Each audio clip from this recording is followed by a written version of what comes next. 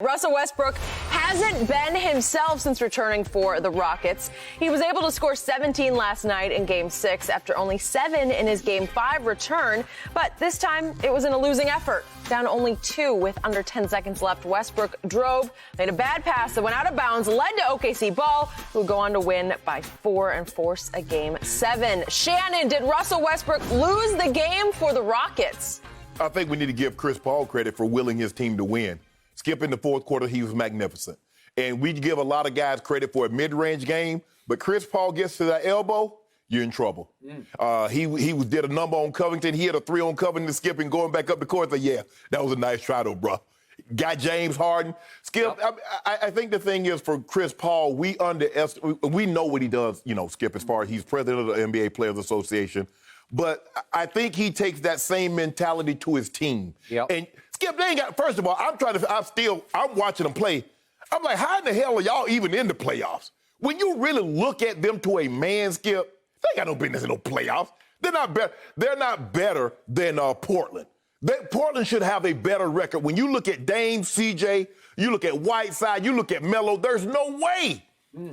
That's got to be Chris Paul. He's not playing. Wait a minute. Gallinari? Schroeder? Man, stop playing. Gilgeous-Alexander? Skip, stop playing. There's some talent out there. Man, stop playing. I'm not. So, hey, Steven Adams is a pretty credible big man. There's nobody you taking on that team over CJ and Dame. Well, you could argue Chris Paul. But Chris Paul over CJ, not Dame. Did you hear Chris Paul talking about Schroeder after the game? Yes. He's got that dog. I want to go to war with him. Skip, Listen, Schroeder as a 6-man just lights you up. He plays so hard. He's electric. But Chris Paul, what he was able to do in the fourth quarter with those 15 big points, he was perfect from the three-point line. When his teammates were struggling, he found a way to get the ball in his hands, get to his spot, put the ball in the bucket.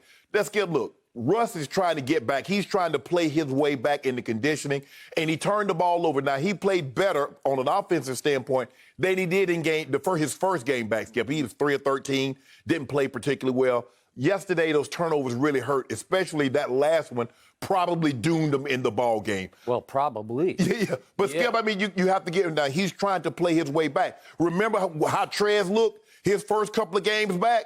He didn't look like the Trez that had left. Russ does not look like the guy that had before he got injured. So you got to take that in consideration. People think that, you get hurt, he's great. He's just going to come back and pick right up where he left off. That's not how it works in pro sports. So I want to give Chris Paul credit as opposed to just blaming Russ. Russ didn't play well. But in the fourth quarter, Chris Paul played unbelievable. Gallinari did hit some big shots down the stretch. But I think the biggest thing they did, Skip, is that they kept James Harden off the foul line. And we said, well, James Harden, he still shot 8. He normally shoots 18. And I think that's the key for the Rockets. They're going to make some shots, but you can't get discouraged. Covington hit some big threes. James Harden is at the buzzer, Skip, stepping back almost out of bounds, nailing threes. But I think the biggest thing for OKC, they didn't get discouraged. And when the Rockets had the ball up by 6 with like 3 minutes to go, I'm like, man, this thing over. And the next thing you know, they miss. And here comes Chris Paul dancing. He's dancing, and they win the ball game. But instead of blaming Russ, I think we should highlight Chris Paul. I have tried my whole career to love Russell Westbrook because he plays so hard every play. Sometimes too hard. You can argue. Last night, too hard, trying to do too much, trying to take over the game when you have a running mate he's pretty good, this guy Harden, who became an afterthought down the stretch. Last night, I'm going to give Chris Paul lots of credit because you're right. He willed his team to this victory. But the door was left wide open again and again and again by Russell Westbrook, which I've called him before, and he'll turn into Westbrook when you least expect it and least need him to. And he turns into that hell on wheels, whirling dervish. Get out of my way. I'm going to do it all.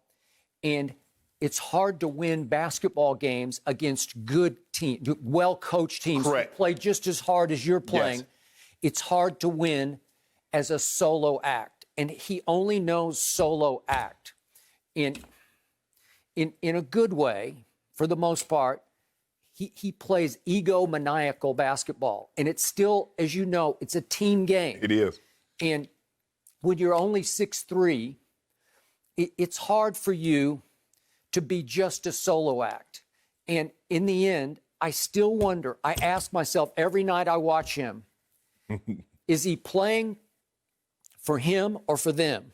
Is he playing to win it or to stat it? Is it about the stat? 3 straight years in Oklahoma City as a solo act, he averaged a triple-double. Yes. That's preposterous. That's we thought that impossible. Yeah, we thought Big O was no one could do what he did. No way, and he did it 3 straight years because he played so much harder than everybody else, chasing down 50-50 loose ball rebounds. Yes. And he got it in his head, if I get to the cup and at the last second I leave it for Steven Adams, I get an assist. And they start to pile up and I can average 10 assists and I can lead the league in scoring and assists. Right. But last night, he turned back into Russell East, West, North, and South Brook because he's going every direction at once, 1,000 miles an hour. His body looks like it's completely out of control. He did look like he was out of control a lot last night. Just out of control with no plan.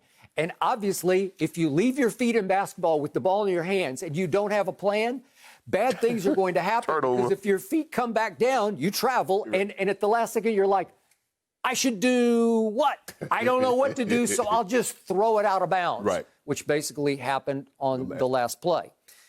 So before I get to the last play, I'm going to say this, because this is what I slept on and what this game left me with. I've rooted for these guys all year because they incredibly, Russ and James love each other so much because they're both Southern California kids from the L.A. area where we are sitting right now.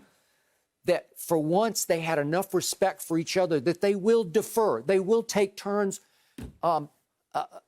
like happily take turns, where they seem unconcerned. Maybe behind the scenes they're going at it. I don't know, but it looks like they've done pretty well, and yet they went 44-28, which tied with, guess who? The Thunder. And I didn't see the Thunder coming. I thought they were rebuilding. I thought they had a stockpile of draft choices, and it felt like Houston had finally given up on CP3 because he's always hurt. He's always pulling something at the worst moment. Big time. We're up 3-1 on Golden State in 2018 conference finals, and he pulls a hamstring for games 6 and 7, and you're out. Right? So it felt like Daryl Morey in Houston, the GM, finally said, I can't take this anymore. I can't trust your health. I'm going to go with Westbrook because he and James are close, and they obviously grew up together in Oklahoma City also, not just L.A. And I'm shipping you out to that last outpost. It's my hometown, Oklahoma City, so I can say that. But it felt like you get shipped to the NBA Siberia. You know, you're up there with the Thunder, and there's nothing left in the cupboard up there. All the stars are gone. Because remember, they traded Paul George also. They did. So they've had Durant, and they've had Harden, and they've had Russ and Paul George, and now it looked like CP3 or bust, right? Or else. And he has been on a mission all year long to show them that they were wrong. And he led this league in what are called clutch points, which is just impossible that he's only like 6 feet tall. And he did that. It's the best. I can argue from start to finish it was the best year of his career. And last night you can argue was the best playoff game of his career because to your point, he just flat out took it over. He did. But I still say the door got left open. And my biggest point about the Rockets right now is I believe they would have been better off in this series if he had not come back. Now, if they happen to win this series and get to your team next, you need stars versus stars. You need star power. You need James and Russ versus LeBron and AD. Just on, I'm not saying I would pick them to win, but you need magnitude. You need 2 guys who are not afraid of the other 2 guys because it is a star power game in the end. But this is a coach's game here. This is a defensive struggle. This is whose will prevail. And in this game, do you realize what happened without Russell Westbrook? Do you realize in the first 3 games, they had him dead to rights? It should have been 3-0. No, 3-0, you could argue. Oh, yeah, when they got back into the overtime game, I'm like, okay, remember, they basically blew him out the first 2 games. That's no Russ, just James being James, and the Rockets being the Rockets because they play hard defense. they'll play a little zone, but they'll play some hard man-to-man, and they steal the ball, and they disrupt you, and they get up in you, and they get after you the way we're going to talk about the Miami Heat in a minute. But they play like the Heat play on defense. But in the end, they had the third game won. Daniel House goes to the free throw line, and if he makes the second free throw, I think they're going to win. Yep. And he missed it. So the game was tied, and then Chris Paul did a little up and under reverse and left it a little short at the buzzer, and it goes to overtime, and Oklahoma City blew him out in overtime. Okay, what if Daniel House makes the second free throw and it's 3-0? Right, yeah. Well, I think the Rockets are going to be okay. And then game 4 was fairly close, but they led, the Rockets led 108-107 with 141 left and lost that game down the stretch. Right. Well, here comes Russ back for game 5 and 6. And nothing good is happening because let's look at last night. You said you thought it was over there for a second. Yeah. Okay, that's 4:19 is left in this game. It's a 6-point Rocket lead, and the Rockets have the ball. Okay, can you get that home? You've got James and Russ. Right. 2 stars Right. to 1 star on the other side. Good team on the other side, Right. but you got 2 to 1. Right. Can the two mesh? Can they figure out how to get this one home? Well, James comes down and misses a fairly contested 3. And then Russ comes down the next possession and misses a driving layup. Okay? Then CP3, to his credit, he steals the ball from James first. That's at 2:33. Then Eric Gordon misses a 3. And then CP3 comes right back and steals it from Russ. So he's got 2 huge steals. And meanwhile, you know what's happening? He hits the 2 dancing threes that you talked about. And then now we're to this. Let's look at this real quick. This is the closing stretch.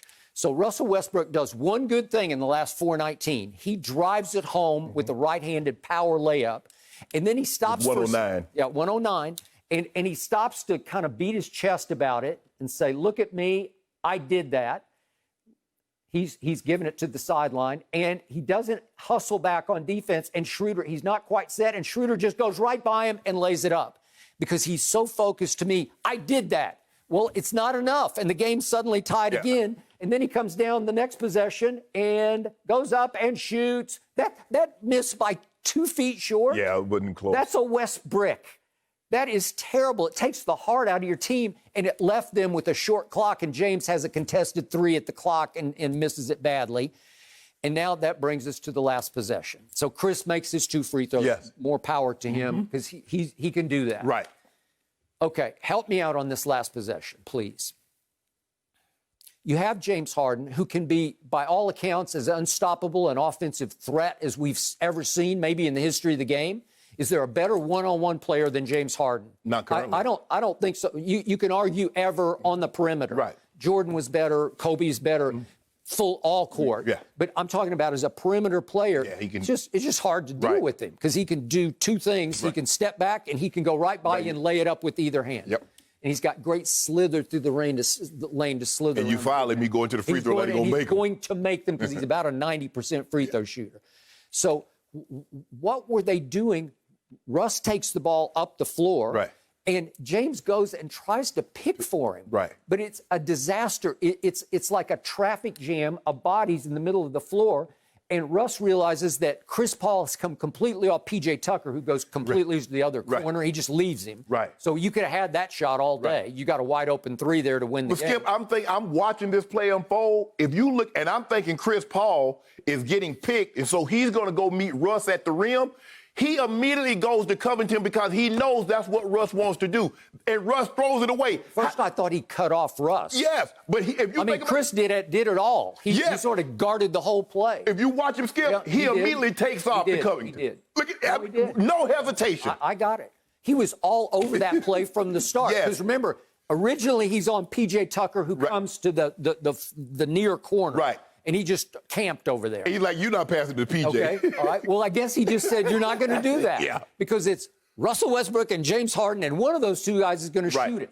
So you start off the play, and you've got Shai Gilgeous-Alexander's on Russ coming up the court, and then there's kind of a weak pick by James Harden, who's not exactly a pick artist, right? Is that what he does? No. And they said after the game, that's the D'Antoni said that's what they wanted to do. Right. What is it? What is they? So is Russ are they going to switch men? Because Dort was originally on James, right? Who's pretty strong and solid as a rookie out of Arizona State. Well, Skip, I'm looking at it to play. Covington had it going from the 3. Yep. And so I think Covington was going to take that last shot. Now, I don't know, do I want Covington or James? That was the plan. Because Harden picked Russ, because he didn't even drop the okay, if Harden picks, he drops the ball off to Harden, okay. But he doesn't even look at Harden. Harden says the pick, and his mind is made up. He's throwing this ball back to Covington. Well, it looked like he realized Chris Paul is in my way, and I got nowhere to go. Right. Plus, it's a traffic jam of bodies in the lane. Yes. There was no lane for him to take. Correct. And again, Russell's only 6'3", so he can't go up at the rim and just own the rim. I think in a situation like that, Skip, I want James Harden to have the ball in his hand on the last possession. And he's going to have to, with that little time left, right. He's going to have to dribble the ball. I want James Harden to have the ball in his possession, and that's not a knock on Russ because Russ is also a former MVP. But in that situation like that, I want James Harden to have the ball, and I need James to make a more concerted effort to get the ball on one of those 3 last possessions. For him not to have the ball in his hands. And I'm not just talking about skipping that bailout that you mentioned. He shot a late shot clock. I need him to have the ball with some time in his hand. Yep. I'm going to trust him. He's going to make the right play or he's going to get fouled. I need James Harden to do that. Russ last night, and sometimes Russ he's out of control, Skip. He tries to do too much. He's a great player, but sometimes you can do too much. We didn't need him in that situation, Skip, to be Hercules. Let someone else help you do some lifting. And I just thought in that situation, he got caught in between. Yep. Came off the pick, and he's like, okay, let me just kick it back to Covington. Yep. And Covington was like, okay. But I'm going to give Chris Paul. Well, he didn't even kick it to Covington. He kicked it out of bounds. Kicked it out of bounds because he didn't have a plan. Chris Paul was over that play from the jump because, Skip, he runs around, like you said, P.J. Tucker's going to camp in the left corner. Yep. And he's like, man, they're not going to pass you this ball. No. Let me go around just in case he tries to I'm going to cut him off. But I'm going this is unbelievable, Skip. He takes off immediately and goes to Covington. He knows what's up. So clearly, they've run this play before, and CP3 diagnosed it, and immediately he goes to Covington and he gets the turnover. Well, obviously, he's been playing for the Rockets, so he kind of knows their mindset on these plays. Right? Exactly. Touche. Right. But I look at the box score, and once again, the Rockets made 15 threes to just 12 for Oklahoma City. And usually when that happens, you're okay. You're right in the thick of it. And they did. They had a chance to win. But it's hard to overcome 7 turnovers by Russell Westbrook. 5 by Harden. They had 22. Ooh. But here's the thing, Skip. This is what you can't happen. If you're a high turnover team, you can't get pounded on the glass. And because they're so small, their tallest guy is probably Covington at 6'7", 6'8"? Yeah. They're going to lose the rebounding battle. Well, if you it wasn't terrible. They lost by 10. But, Skip, if you lose that and you turn the ball over 20-plus times, yep. Because what you're doing, you're allowing first of all, you're allowing them to get second chance opportunities, and you're giving up free possessions because you're not even getting a crack at the rim. Yep. So now you're doing double harm to yourself. Yeah. But I'm still taking the Rockets in Game 7. Are you? Yeah. You want a piece of the Rockets? Is that what you want? Oh, there you go. Well, do you? Skip, I want whoever. I still say the Rockets would give you a much tougher test than the Thunder. The Thunder will get exposed like Portland got exposed, where they're playing over their heads. And Chris Paul, he maxed out last night. I don't know if you can play a better fourth quarter on offense and defense than he played. Give him credit, Skip. Remember, in game, 5, they lost by 43. Yeah. And somehow he regrouped that team. Yeah. And down late in the ball game, they found a way to rally and win. That's Chris Paul. That ain't coaching. That's Chris Paul. That's the coach on the court. And it doesn't matter. It doesn't matter. So hold on. You try to say, yeah. So what you saying? The Rockets going to beat the Lakers? I just think it would get interesting. Interesting? Yeah, because they play much better defense than you have given them credit all year long. They are credible on defense now. And I never thought I would say that about a D'Antoni coach team because it's really Coach Antoni. There's no D in D'Antoni. They don't. So what are they going to do with AD? What are they going to do with AD? Let him beat himself. Oh, you really? Oh, that's what you. Or let him beat himself like Whiteside and Nurkic did. You know what? Covington will give him trouble. He would give him trouble. Okay, so if you put him on Covington, who's going to do something with Covington's an all-defensive player. You get that, don't you? He ain't no all-defensive player on 6'10 and a half. Yeah, and the other thing they do, they will switch to zone, and they will play the hell out of you on zone. It'll be all over the place. It'll be a mad scramble, and you can't find somebody. And LeBron go get to the middle and lob it up, and JaVale McGee will have like 12 dunks. Okay, who's going to stop James? Who's going to stop Russ from getting to the basket? We'll let okay. So it sounds like to me you're trying to proposition me for a bet. All it needs is for them to have 4 games of hot shooting threes. Wow. That's all you need, and you're done. Okay, so what if we have 4 games of hot shooting? Well, you're going to need them. No, we're going to need them, huh? Yep. We need 4 games of hot shooting, huh? I believe the Rockets could take you at least 7 games, and the other team, it's going to be over fast. Maybe 5. Maybe Oklahoma City could win 1 game. Maybe. Okay. Well, we'll see. We'll see what happens tomorrow night, and then maybe we can get a little wager going. Okay. Game 7 is a huge legacy game for Russell Westbrook. After that disaster last night, and if you look back at his career in the playoffs, he needs to rise and shine in Game 7. Well, he hadn't been very good in elimination games. He has not. Thank you for watching. You can subscribe here to get the latest from the show, and be sure to check out more of the best clips from Undisputed, or go watch a few other segments from our other shows on FS1.